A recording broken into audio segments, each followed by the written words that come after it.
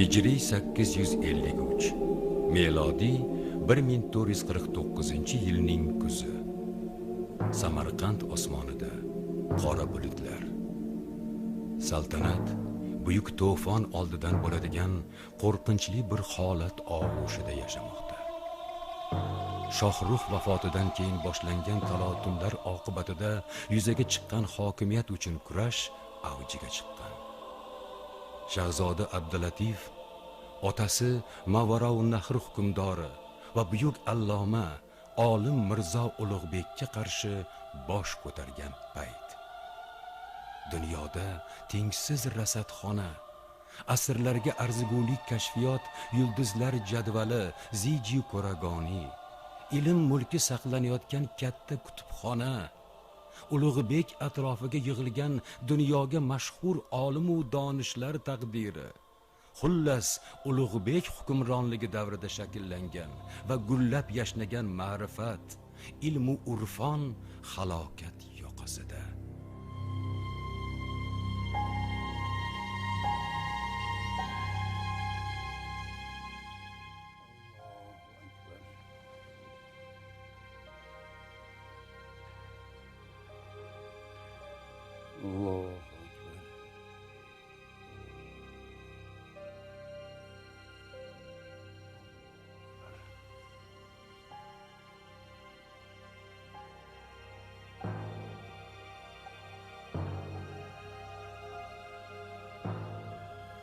Assalomu alaykum va rahmatulloh.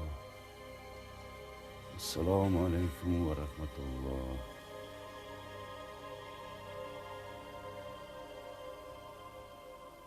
Alloh. Assalomu alaykum ustoz. Va alaykum assalom.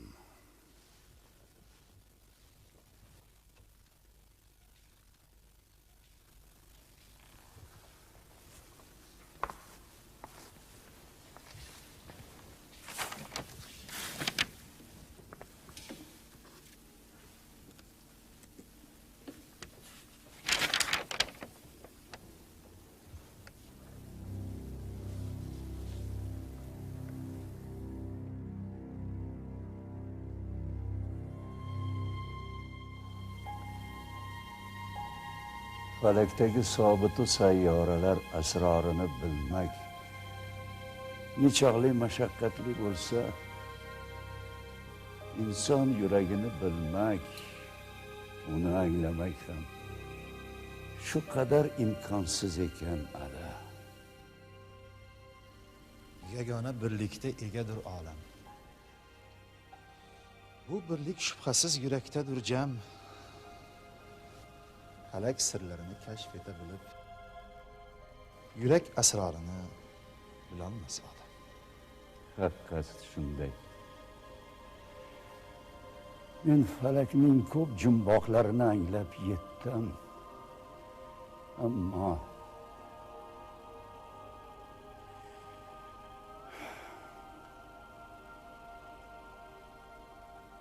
nega o'g'lim menga xiyonat qildi?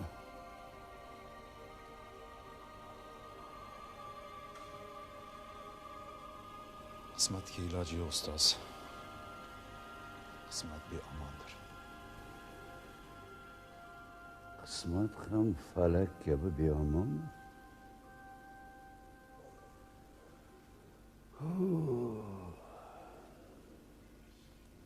Qismatning beomonligi falakning nihoyasizligi kabi dahshatlidir. Yo'q, bu hadsizlik menga dahshat solmaydi. Uni sirini bilolmasligim qo'rqitadi.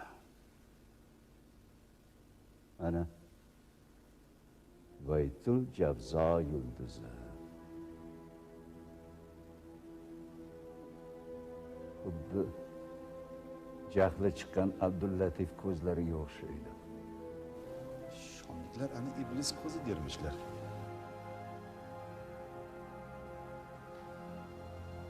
Iblisning ko'zi haqiqat. Beruniy hazratlarining kitoblarida o'qiganim bor. Iblisning ko'zi. G'oyat to'g'ri o'xshatish. Iblisning ko'zlari chaqnab turgan mana shunday subhi azonda segohni to'yjon xonish qilgan segohni tinglagim keladi. Hicrantuning jafosi ila jon bo'ldi beqaror bo'ldi sirim butun jahon ahliga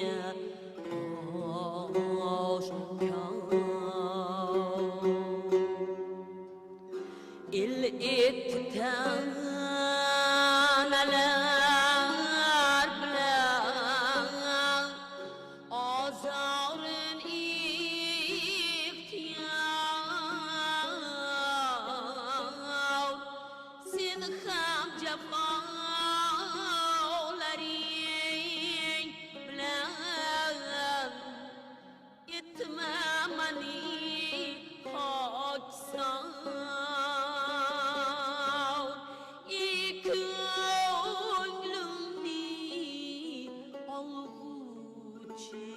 alam bilan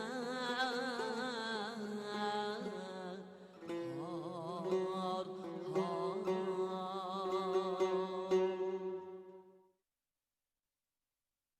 Yuragimda motam bor ana.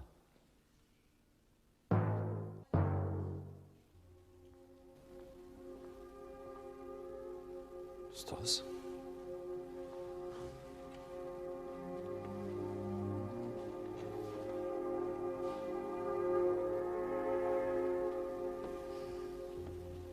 Ana. Ertaga g'alat hodisa sodir bo'ladi. Bir burjda 7 sayyora davra quradi. Oqibatda kuchli shamol ko'tarilgay, daraxtlarni ildizi bilan qo'porib uchirgay, eski binolarni vayron qilgay. Alg'ul yulduzini bilasan ana. Haqiqat alg'ul g'alatdir. 3 kun yonib, so'ng so'nadida yana paydo bo'lib oldingidek porlab turaveradi. Ko'ksimdagi iztirob ham mana shu alg'ul yulduziga o'xshaydir. U goh so'nib qolganday bo'ladi, so'ngra yana jismimda og'riq qo'zg'aydi. Alg'ulning bu mubham siri kuni kelib ayon bo'lg'usidir. Ammo bu iztirob, bu og'riq sirini bilolmay o'tmasmikanman?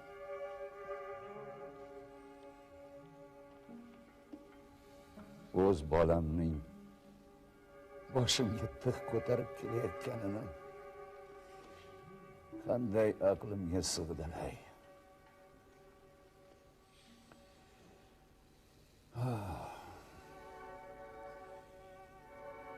Men mana shu xiyonatning siru asrorini anglab yetolmasligimdan qo'rqaman.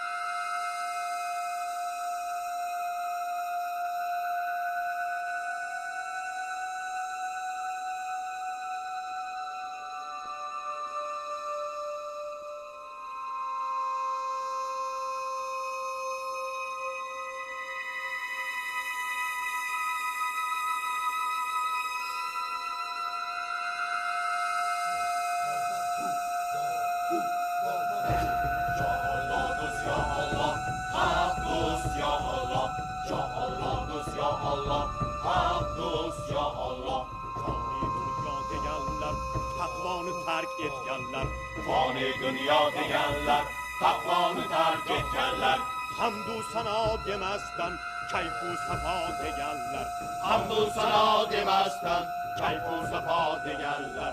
Ya Allah dus ya Allah, haq dus ya Allah, ya Allah dus ya Allah, haq dus ya Allah. Günahiga adat yo'q, tongda mahshar madad yo'q. Günahiga adat yo'q, tongda mahshar madad yo'q. Ya Allah.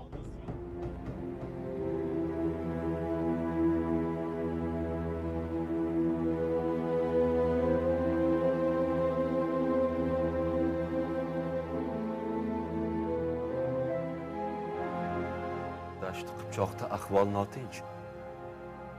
Abulxayrxon Mavora Unnahrda ro'y berayotgan har bir hodisani ziyraklik ila kuzatmoqda. Mo'ljali mabodo Mirzo bilan urush boshlasangiz, fursatdan foydalanib yana yag'moq qilmoq. Xo'sh, Hirotda ham notinchlik on hazrat.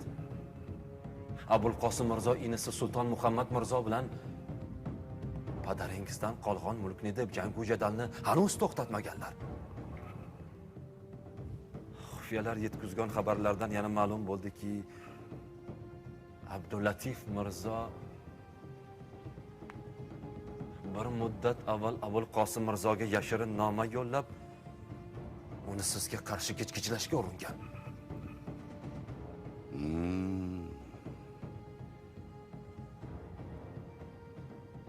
Sulton Abu Said Mirzo ham g'imirlab qoldi. Uning xatti-harakatlarida itoatingizdan chiqishga urinishlar zohir bo'lmoqdadir. Abu Saidni qo'ying. Shahzoda xususida yana qanday xabar bor? Mirzo Termizni ishg'ol qilmoq niyatida ekanini aytgan edim. Hozir Jayxunni kechib o'tish harakatida ildamlik ila yo'l bosishdan to'xtamaydir, on hazrat.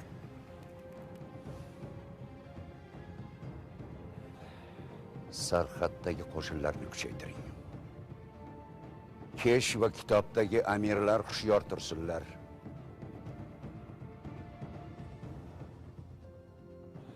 Podshoh hazratlariga yana bir noxush xabarni yetkazish qulingizning zimmasiga tushdi. Yana nima bo'ldi? Bugun tunda amirlaringizning bir nechasi Dorus saltanani yashirin tark etib, shahzoda tomonga yo'l olmishlar. Munofiqlar.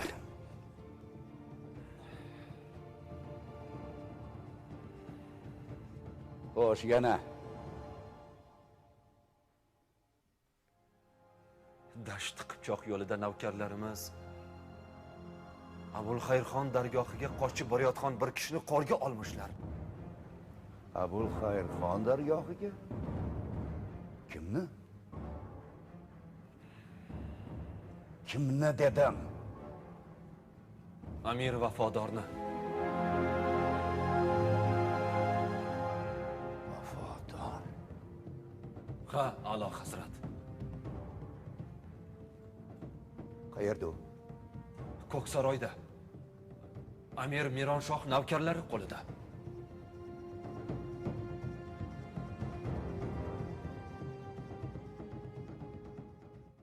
Oh, Abdullatif. Sening xiyonat yo'liga kirganing boshqalarni ham o'z komiga tortmoqda. O'rtadagi ixtilofdan har badniyat kimsa borki, fursatni g'animat bilib foydalanishga urinmoqda. Yoningdagi sen ishongan kishilar munofiqlik qilsalar dahshat ekan. Axir bir ko'krakdan men bilan barobar sut emgan ko'kaldoshim xiyonat yo'liga o'tgan ekan.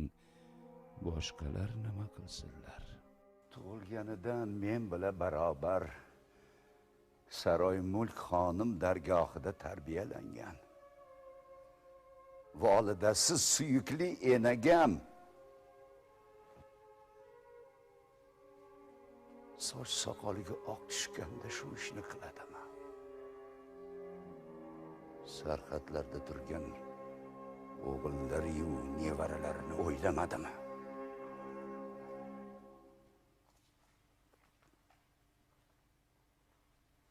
Hoji Nizomiddin, Shayxul Islom va Qozi Kalon janoblarini huzurimga chorlang. Xo'p bo'ladi.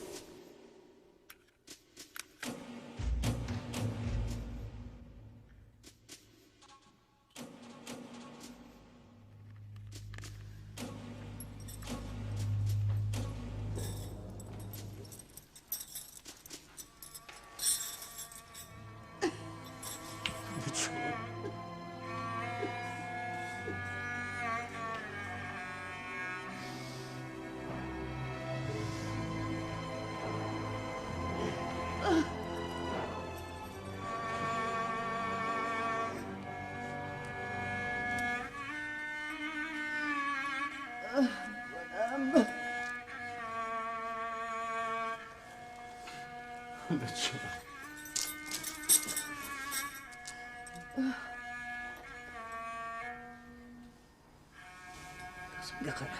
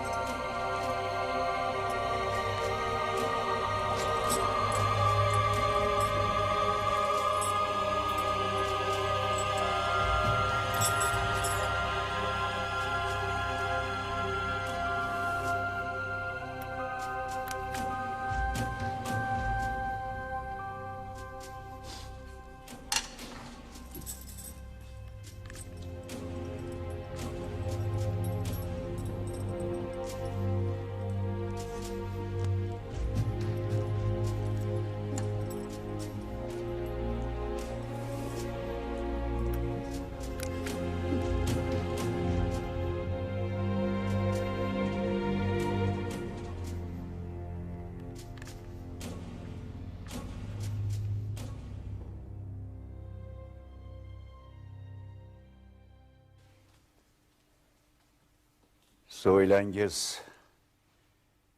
gumroh farzandimiz fitnasini daf etmoq uchun ne chora buyursak ekan?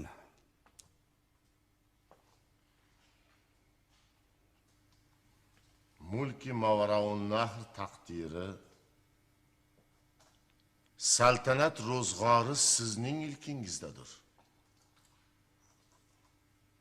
Sizning muborak xotirangiz bu behisob hodisa xususida ne fikr bayon etsa, biz andin bosh tortmagaymiz. Men esa sizning muborak xotirangizda ne fikrlar borligini bilmoqchiman. So'ylangiz.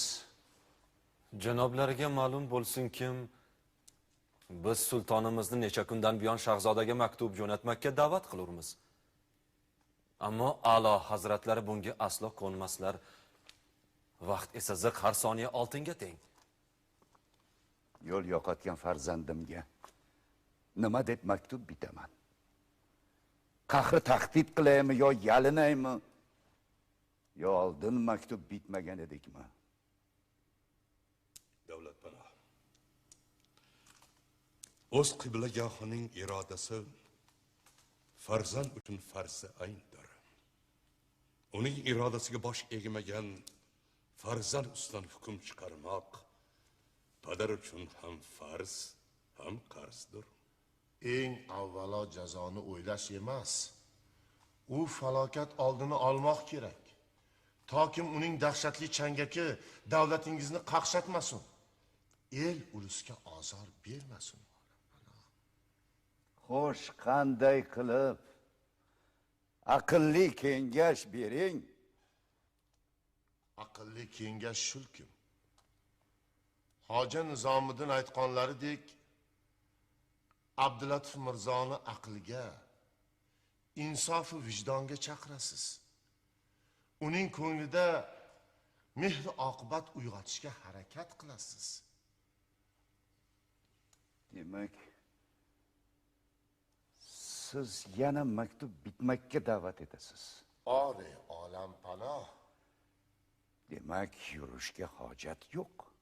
Aslo. Ammo nodon farzandimiz yaxshi tilaklarimizni qabul qilmasa-chi, nima qilgaymiz? Mehru oqibatingizni rad etsa, unda idrok etmoqdan ojiz farzand bo'yniga tayoq urmoq otaning vazifasidir. Ammo aslo qilich urmoq emas. Unda siz shahzodaga maktub bitmak chorasini ko'ringiz. Bu savob ishni barpo qilmoq uchun kamina har qanday mashaqqatdan yuz o'girmasmi?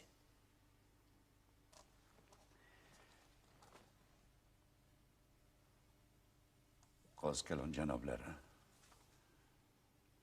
nichun sukutdasiz? Davlatpanoh.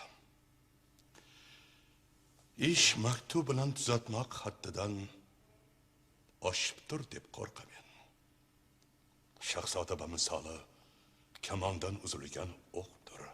Ani to'xtatmoqqa maktub emas, qalqon lozimdir, davlatpanoh. Davom etingiz. Ma'lumingizki, men harb kishisi emasman. Ammo har ikki tarafning kuchini, har yoqdagi sharoitini uzoq mulohaza etdim. Taraddudga aslo hojat yo'q. Xayollamay, zafar bayroqlarini ko'tarishingiz lozim, davlatpanoh. Aslo bunday qilmang, a'lo hazrat. Mavlono Muhammad Miskin ilmpesha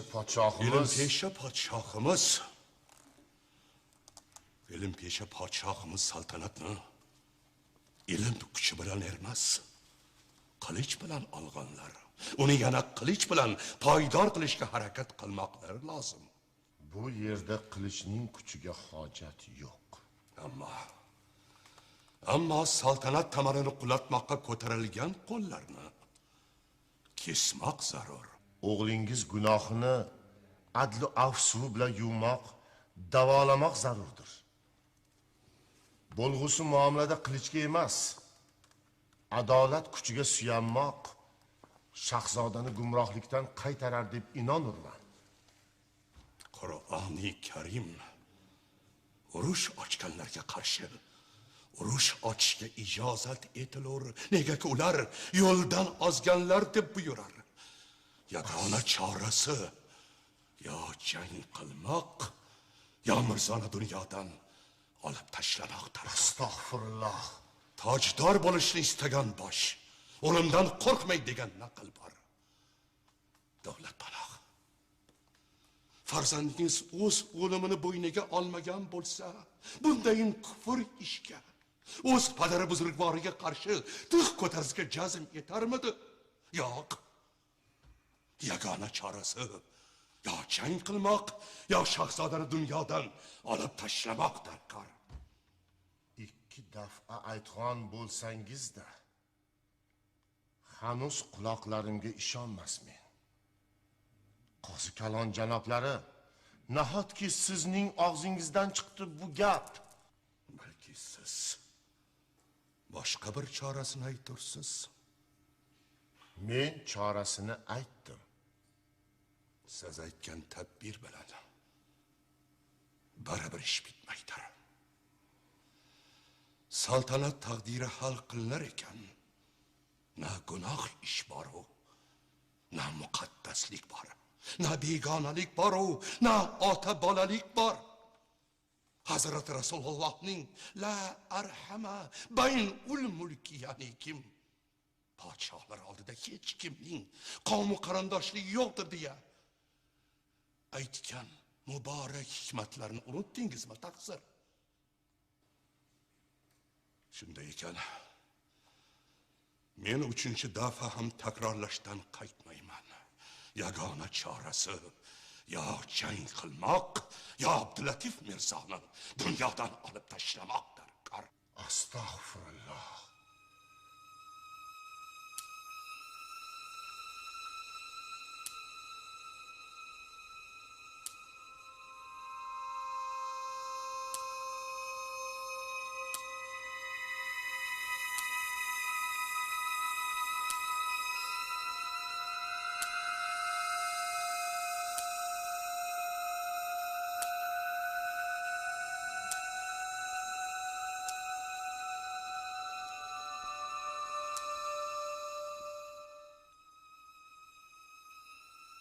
Ishni maktub bilan bitirmoq haddi o'tgan bo'lsa, Alloh hazratlari jang qilishni istamasalar, o'ylashimcha so'nggi choradan, hech iloji bo'lmagandan keyin foydalanmoq lozimdir. Bu qanday so'nggi chora ekan? Davlatpanoh, dilingizni xira qila turgan bo'lsa-da aytaman, qabul qilish yo rad etish ixtiyoringizda. Xo'sh. Shahzodani istalgan onda saranjom qilmoq uchun uning orqasiga soya ergashtirib qo'ygan edik. Nechun meni xabarim yo'q, Hoji Nizomiddin? Siz bunga aslo izn bermas edingiz, on hazrat. Saltanat amalini o'ylab, shahzodani qing'ir yo'lga kirayotganini sezgan mahalda yo'q shu chorani qo'llagan edik. Haddingizdan oshibsiz. Bu vazifa kimga topshirilgan? Shahzoda yonidagi xos navkarlardan biriga. Agar u nobakor zarracha haddidan oshsa yo imkonidan ortiq ish tutsa, siz javob bergansiz. Men anga kafilmen. Boshingiz bilan kafilsiz. Shahzoda boshidan bir mo'y sababsiz to'kilguday bo'lsa, sizni qoningiz to'kilgay.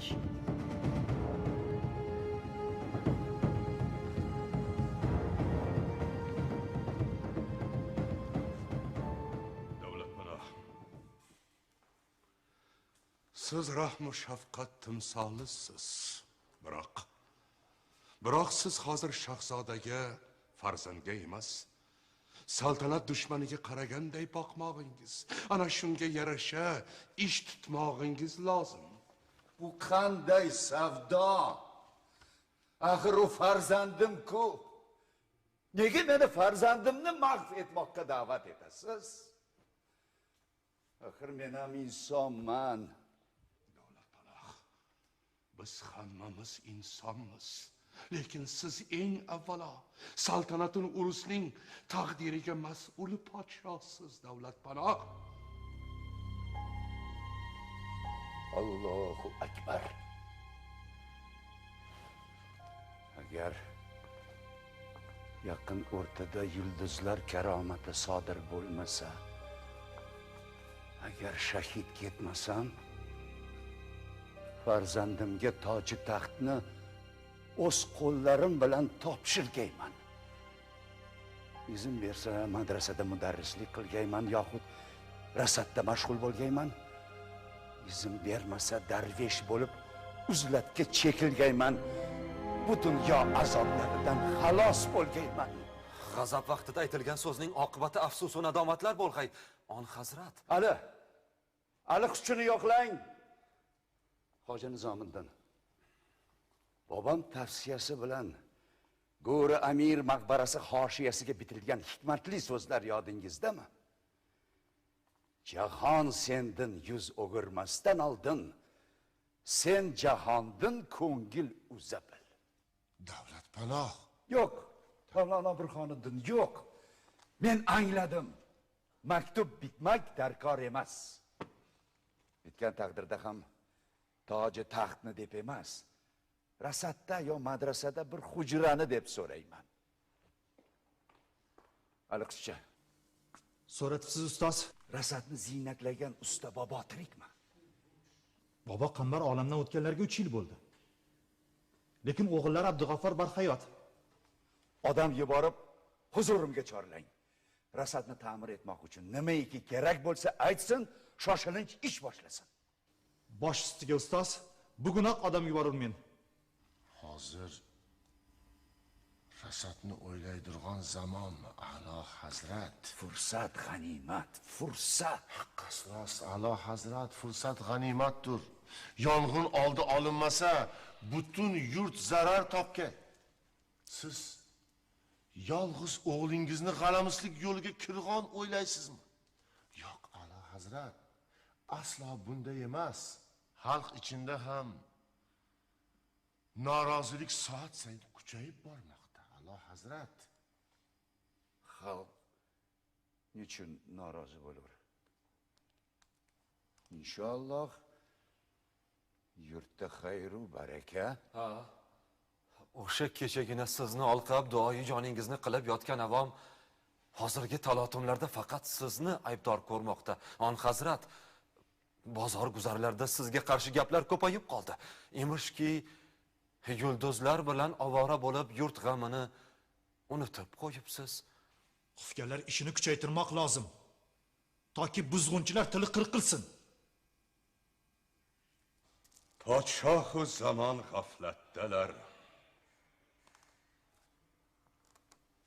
Nechun to'xtab qoldingiz?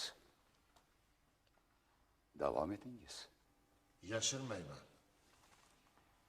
Sizning g'animlaringiz g'imirlab qoldilar.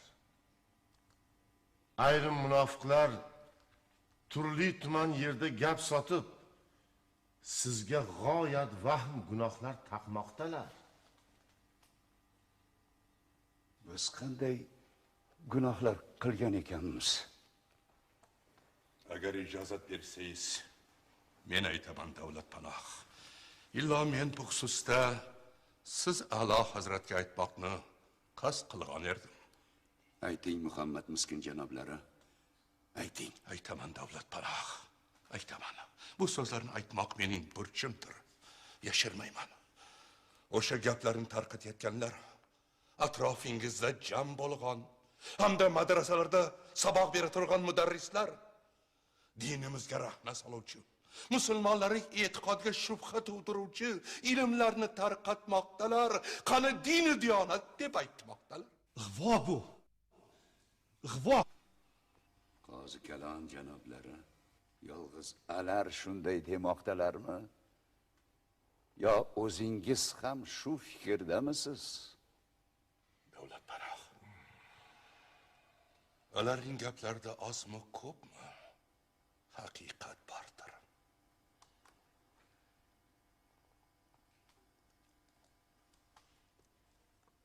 Aflotun, Arastu, Ibn Sino, Berunidek donishmand hukamolar fikrlarini talqin etmoq din islomiyada shakkoklik deb bilinsa, madrasalarda ilm nomiga nima qolur? Ilmparvarligi bilan shuhrat qozongan bir podshoh yurtida bu qadar jaholat.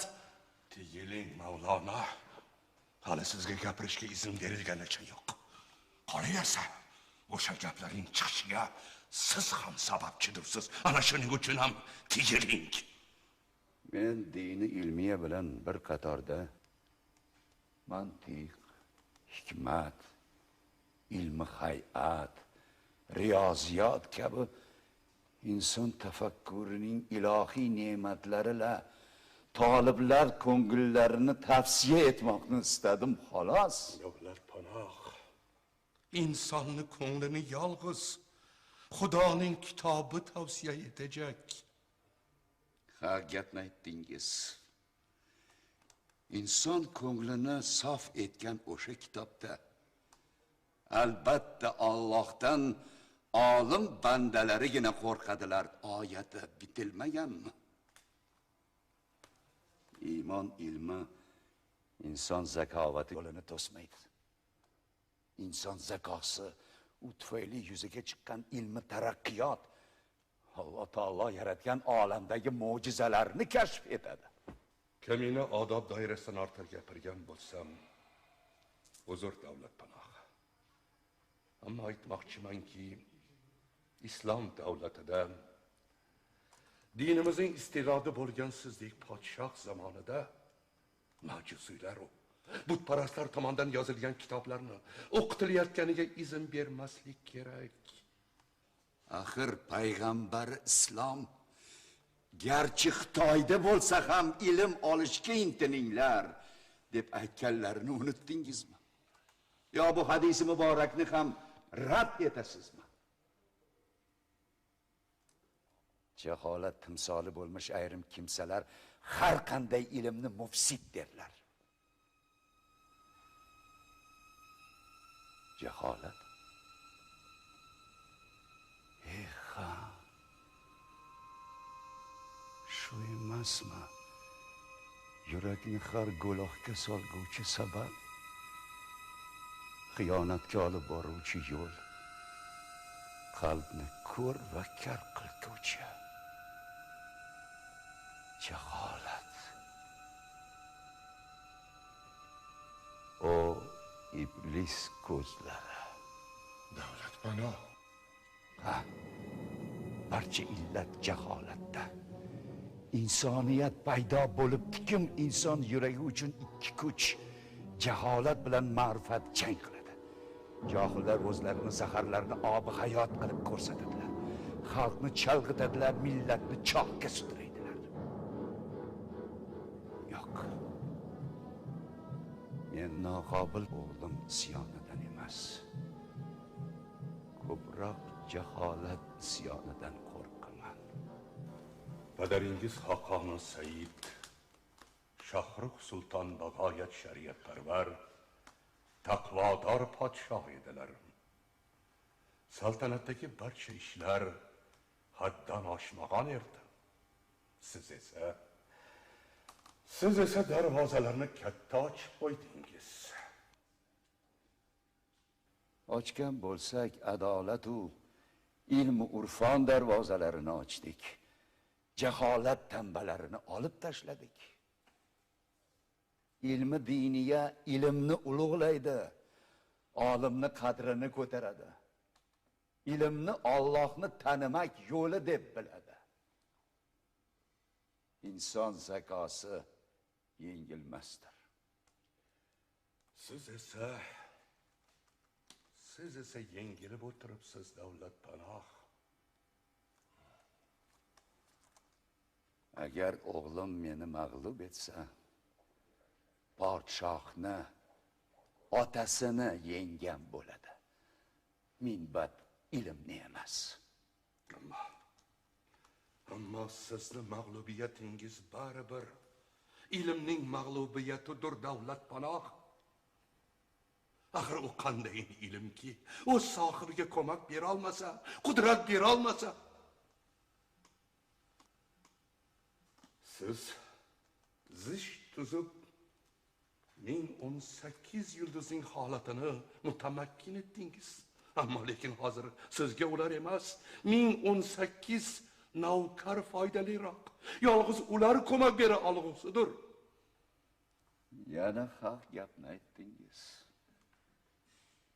Hozir menga na kitoblar, na yulduzlar yordam bera oladi.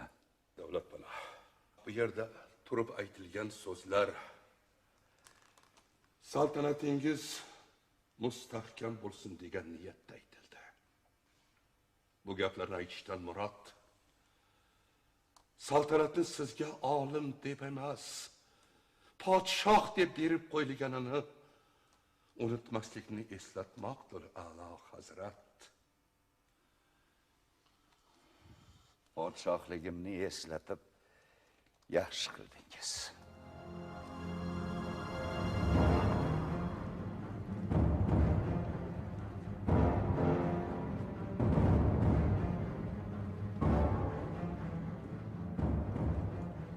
Ma'lumingiz uchun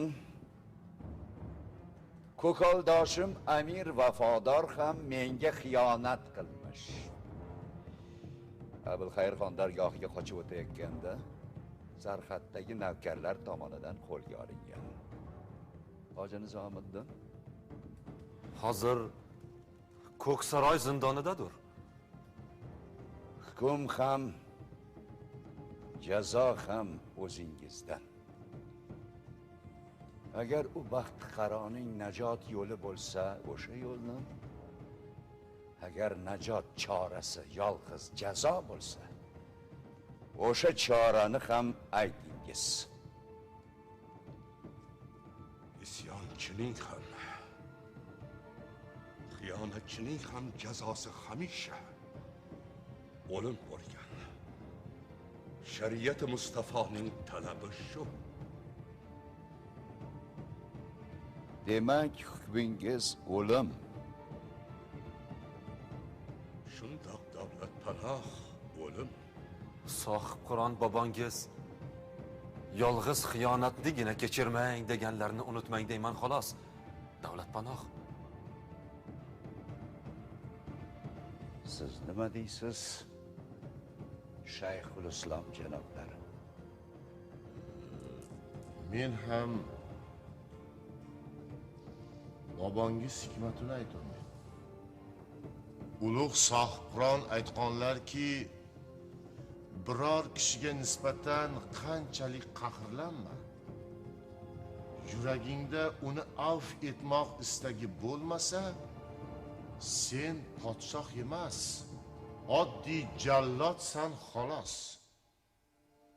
O'ldirish yo jazolash emas, podshohlarning ishi avf etmoqdir. Bu hikmatni qay maqsadda aytganingizni angladim, taqsir. Biroq Abdullatif Mirzo isyoni yo'q. Ammo vafodor kirgan vafosizlik yo'lini oldini olish uchun avf lozimmi? Amir vafodorni qatl etmak bilan shahzodani insofga chaqirish yo'lini o'ylaylik. Hammaning ko'z oldida osib o'ldirmoqdan toki har bir badniyat ko'rib dahshatga tushsin. O'lim mamlakatni ayovsiz to'kilgan xiyonatkorlar, qo'rqoqlar, fitnachilar qoni-yu mana shu tufayli yuzaga kelgan dahshat va qo'rquv birlashtirilgan. Ana shunda uni na o't va na suv buza oladi. Mamlakatni adolat, yolg'iz adolatgina birlashtiradi. O'lim.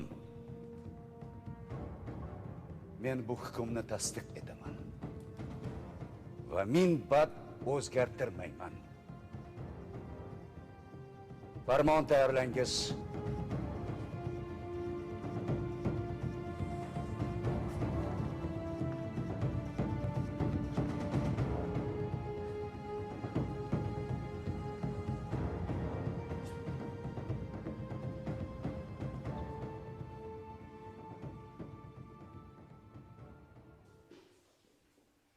Menga bunday qarama, Ali. Sen meni o'z ko'kaldoshini o'limga buyurdi-ya, deb o'yladingmi? Yo'q.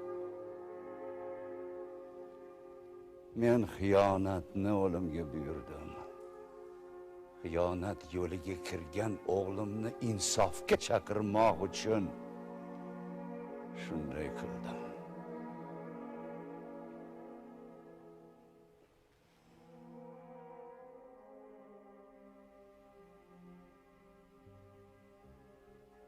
Nahot avlodlarga bizdan meros bo'lib yolg'iz adovat qolsa,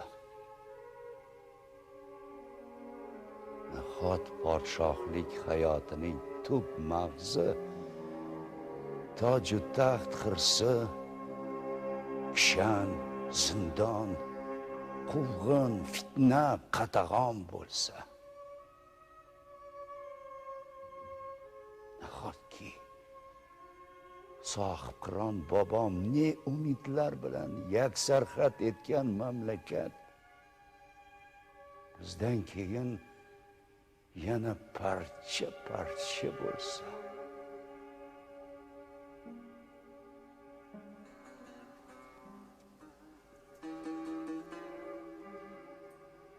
qani Mirzom javob bersinlar.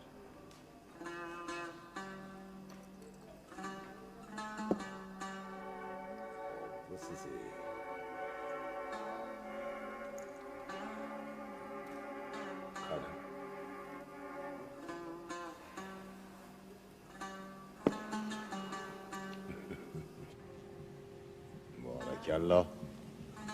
Tuzuksiz Ulug'bek, tuzuksiz. Bobojon, yulduzlarda ham odam yashaydimi? Bilmadim shahzoda, bilmadim. Tangrining o'zi bilmasa, bandasi bilmaydi. Ulg'aysam, o'zim bir rasad tiklab, yulduzlarda odam yashaydimi, yo'qmi, albatta bilib olaman. Mirzom, sizni ko'p kitob o'qiydi deb aytdi bibingiz. To'g'rimi?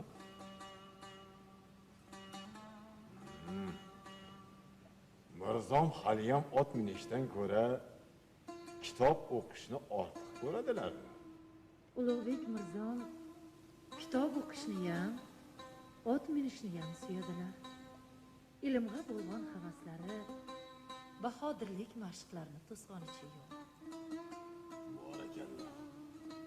Bobongiz jangallikdan boshqa narsani bilmaydilar deb o'ylamang Mirzom. Men ham mudom ilm tarafidaman. Bobongiz so'zlarini doimo yodda tutingki, aslida har qanday jangu jadal qilich zo'ri bilan emas, aql zo'ri bilan hal qilingan.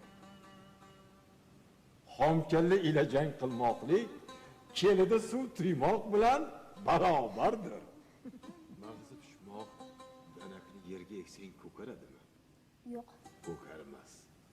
Mag'zi to'q danak ersa, unib ulkan bir daraxtga aylangan. Xulosa, mag'zsiz danakdan meva pishmagani kabi, miyasiz kallaning ishi hech vaqoga yaramas.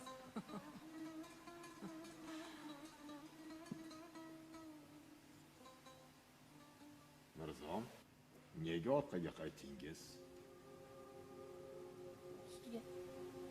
Sizga mod ishga jur'at qila olmadim, Ulug' Xoqon. Nechun? Siz mening suyukli bobomsiz. Shohlar ishiga ayash, ikkilanish bo'lmaydi.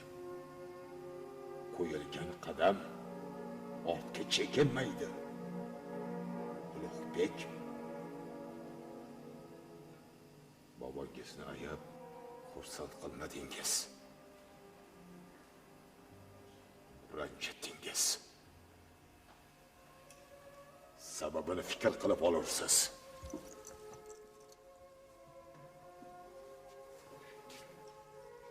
yuzaga kelgan holatni to'g'ri tushuntirib berishda sizni fahmu farosatingizga tayanaman. Bibixonim.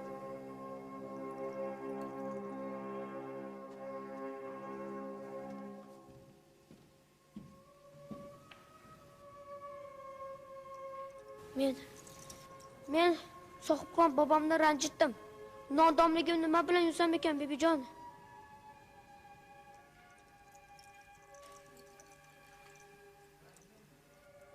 Shon shafqatli bobongiz sizga alohida e'tibor va muhabbat qo'yganlarni unutmasangiz bo'ldi, Ulug'begim.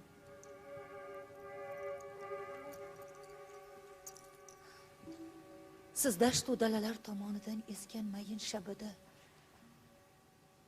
ming xil turli gul chechaklar hidini olamga taratgan kunlarning saodatli onida dunyoga keldingiz. Bobongiz sizga rahmatli otalari sharafiga Muhammad Targ'ay ismini qo'ydilar. Otalari kabi Ulug'bek bo'lsin deb niyat qildilar. Ulug'bekim, bobongiz sizni hali ko'rmasdan sizga nisbatan beqiyos mehr bog'ladilar. Sizni zehningizning o'tkirligi, ilmga chanqoqligingiz, ayniqsa yulduzlar ilmiga bo'lgan havasingiz, alal xusus bobongiz ham bu ilmdan boxabarlar. Sohib Qironni xursand etdi. Sizga katta umidlar bog'ladilar. Temuriylardan ham olim podshoh chiqsin deb niyat qildilar. Fikr qiling, bolam. Faqat olim yoki podshoh emas, olim podshoh. Ilohim, bobongizning niyatlari ushalsin.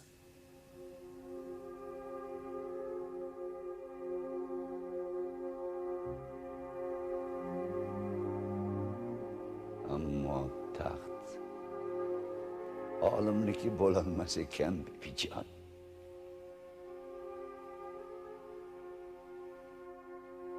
Ala, men hozir angladim. Butun umr battol zamonning qonga bo'yalgan qo'llarini qon bilan emas, ma'rifatu afsu bilan yuvmoqqa urinibman. Abadiyat yo'lini yorituvchi yulduzlar sirini bilaman deb o'z o'g'limning zulm yo'liga kirganidan bexabar qolibman.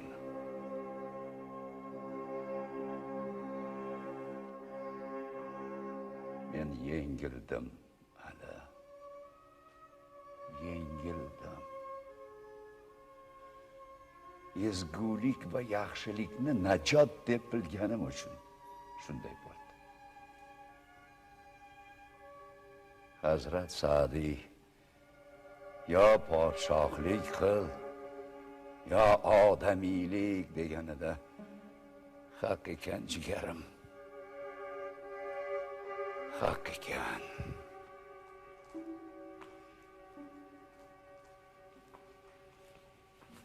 Alo, Hazrat. Nima bo'ldi Hoji Nizomiddin? Amir Vafodorning volidasi huzuringizga kirmoqda. Oh, sho'rlik enagam. Enagangiz xiyonatkor farzandiga imdod tilab kelgan bo'lsa, hukm aytildi. Xiyonati uchun o'limga buyurildi deysiz, davlatpanoh. Xiyonati uchun. Enagamni huzurimga boshlab kiring. Bizni xoli qoldiringiz.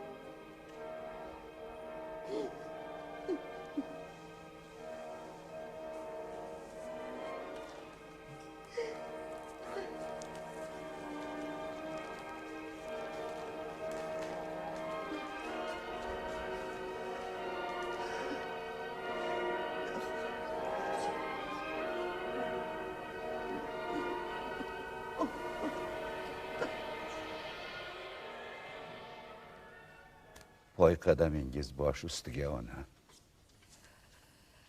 Alloh sizni o'z panohida asrasin, podshohim.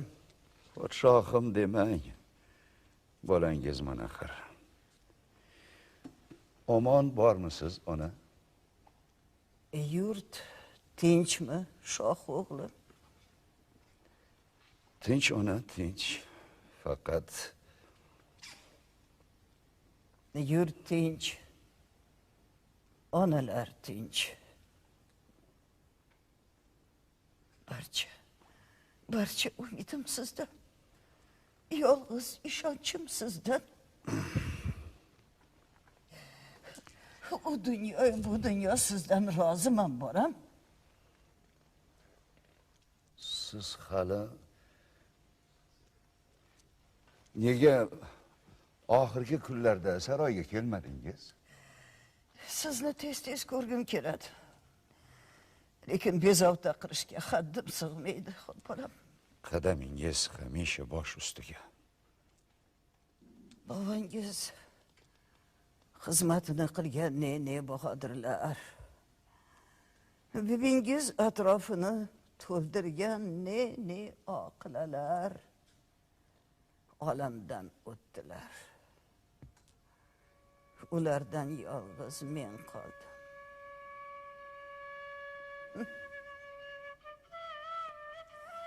Yoshim 80ga borganda hayotimning eng taxir davri boshlangan deb hech o'ylamagan. Onajon, boshingizga tushgan falokatni eshitib qon yig'layman. Axir ota-bola husumatida g'olib taraf bo'lgaymi? Qaysi tomon yengilsa, qaysi tomon g'olib kelsa ham baxtsizlik keltirmagaymi? bu noqobil o'g'il muomalaga ko'nmasa nima qilishni bilmay qoldim onajon.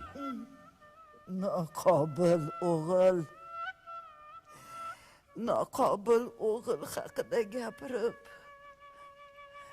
bag'rimni kuydirmang.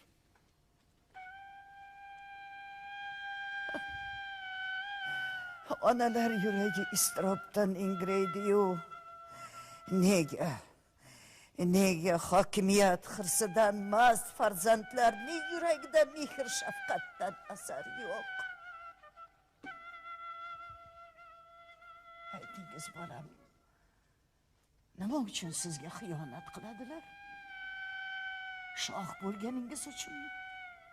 Yoxud olim bo'lganingiz tufayli? Bilmadim ona. Balki ular jaholat bilan chiqisha olmaganim,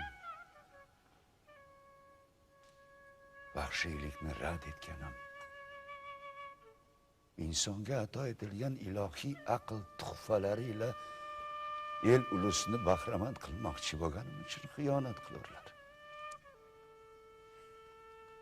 Bunday tuban g'arazga toji taxt sabab emasmi?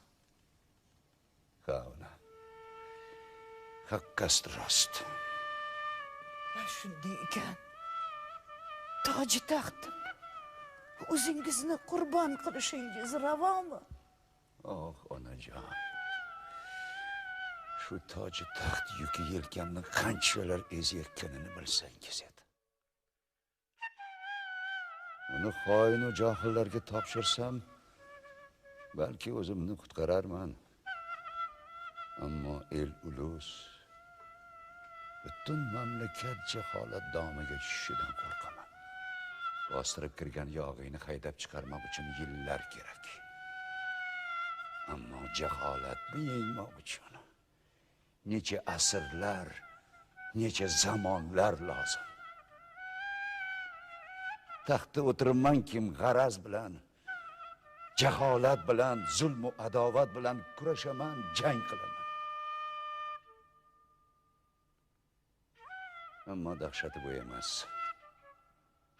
Eng dahshati zulmga qarshi zulm qilmoqdir.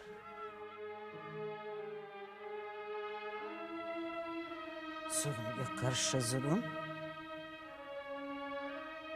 Zulmga qarshi zulm.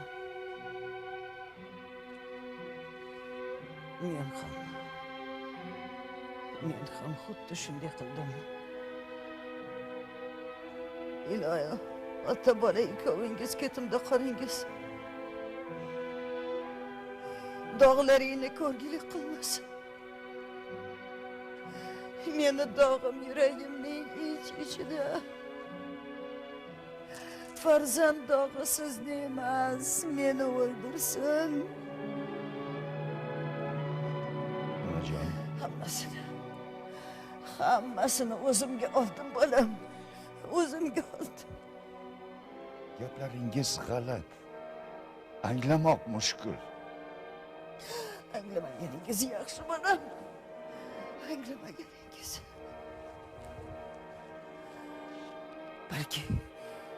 Balki mendan nafratlanarsiz.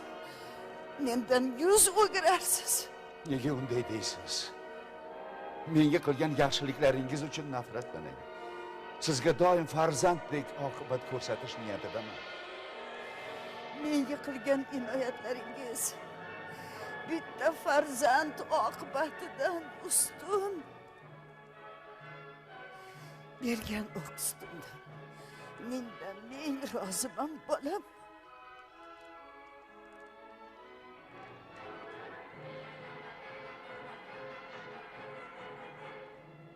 Ammo o'g'lim vafodor. Oh, vafodor.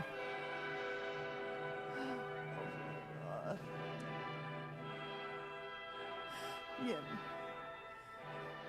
undan judo bo'ldim. Yo'q, ona, yo'q.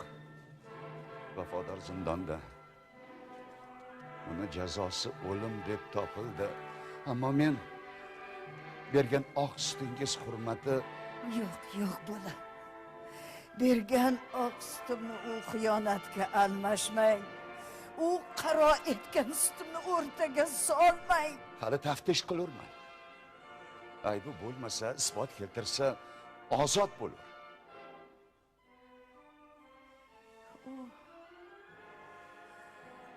Ozod bo'ldi.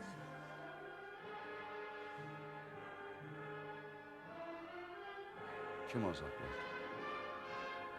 O'g'lim. Vafodor.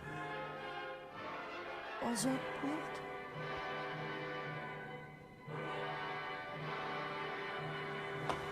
Davlat panoh.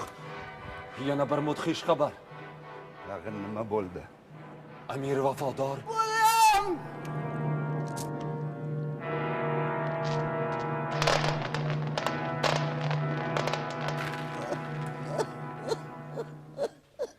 Vafodorga nima qildi?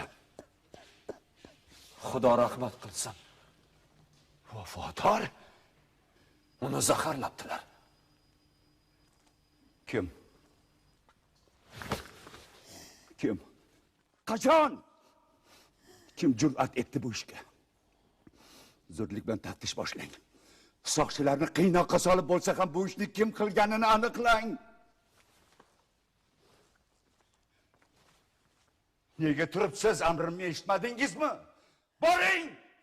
Qotilni yer tagidan bo'lsa ham topib bu yerga keltiring. Shoshmang bolam. Shoshmang. Soqchilarni qiynoqqa solishga shoshilmang. Yo'q, onajonim. Qiynoqqa solib bo'lsa ham qotilni topib jazolayman. O'g'lingizni o'ldirgan kim bo'lmasin, uni topib ko'z o'ngingizda qatl etaman. Men vafodorni o'zim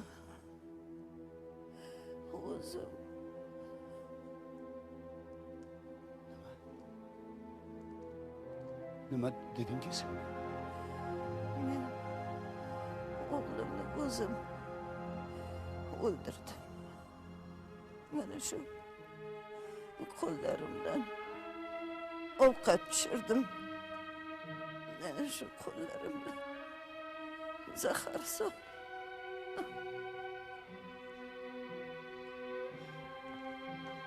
Ya Allah Kerim. Bu qanday yozig'ing bo'ldi?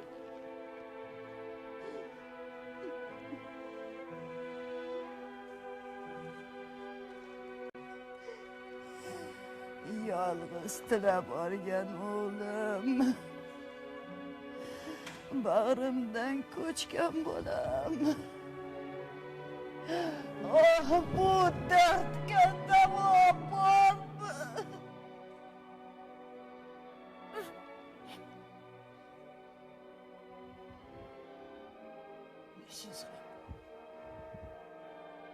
Siz ham bag'rimdan ko'chgan bolamsiz. Chap yelkangizda qora xol borligini bilaman. O'ng qoshingizda bilinar bilinmas chandiq izi, sho'x bolalikdan nishona borligini bilaman.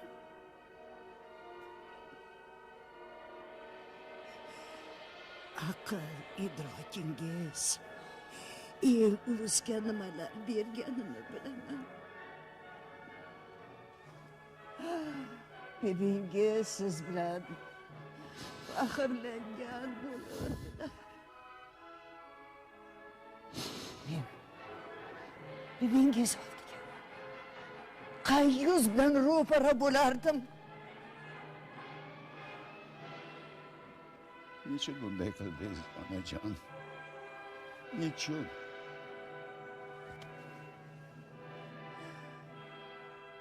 Nima qilaydim? Og'asi bo'lmish sizga, yurtiga tuz namak bergan xonadonga xiyonat qilgan bo'lsa,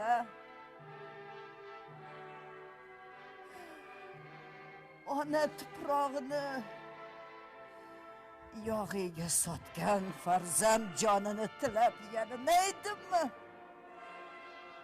Bu ishni qilmang edi, ona.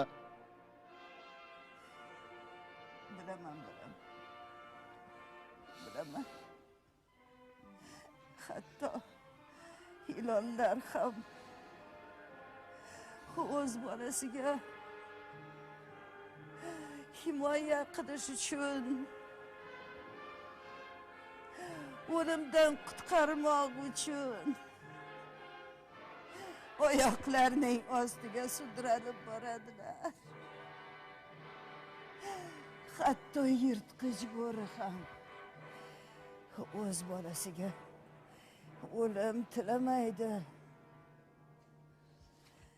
Ammo men bolam, nabiralarim saltanat sarhadlarida jon fidoilik qilib turibdilar. Ular otalari qilmishini bilmasinlar, yuzlari qaro bo'lmasinlar deb shunday qildim. Bolam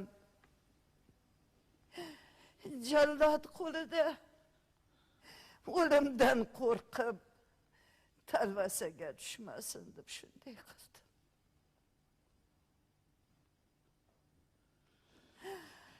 Hech bo'lmasa o'limini qo'rqmay kutib olsin deb shunday qildim. Axir hayot yolg'iz nafas olishdan iboratmi?